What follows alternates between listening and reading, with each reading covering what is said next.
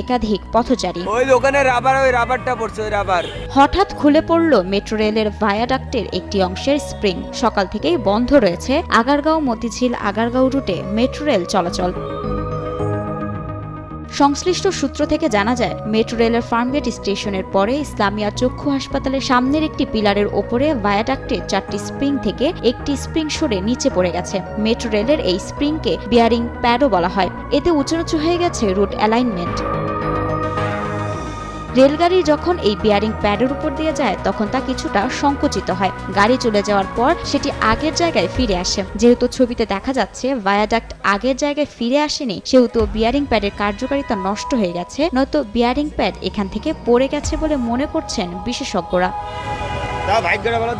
Viaduct থেকে যদি bearing pad release হয়ে যায় তাহলে পিলার ভেঙে যাবে। ভায়াডাক্টকে ফ্লেক্সিবল রাখার জন্যই এই বিয়ারিং প্যাড ব্যবহার করা হয়।